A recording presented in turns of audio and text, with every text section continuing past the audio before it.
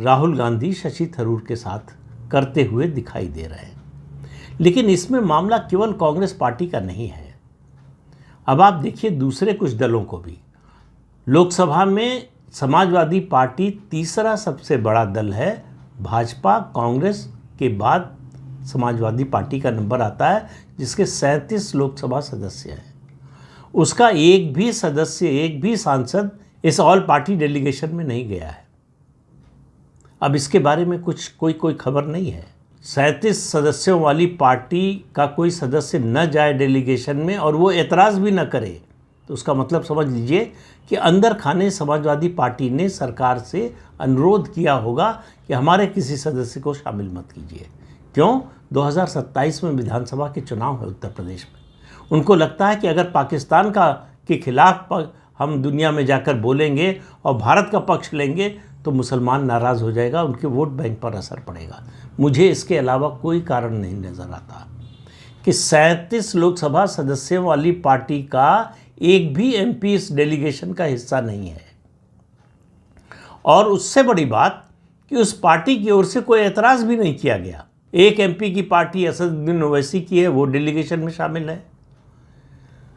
7 MP की party है शिवसेना एकनाथ शिंदे की, उसका एमपी डेलीगेशन में शामिल है।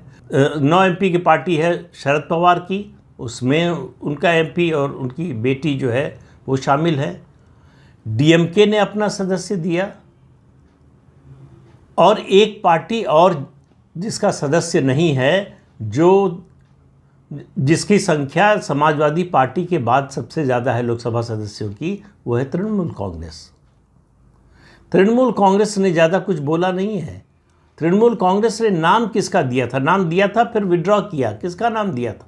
आप ज़रा कल्पना कीजिए।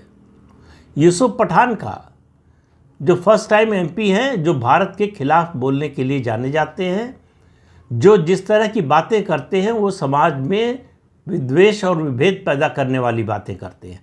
उनको कोई राजनीतिक अनुभव नहीं है, विदेश नीति का तो कोई समझ भी नहीं है। उनका नाम तृणमूल कांग्रेस ने दिया, जबकि तृणमूल कांग्रेस में विदेशी मामलों के जानकार लोगों की कमी नहीं है।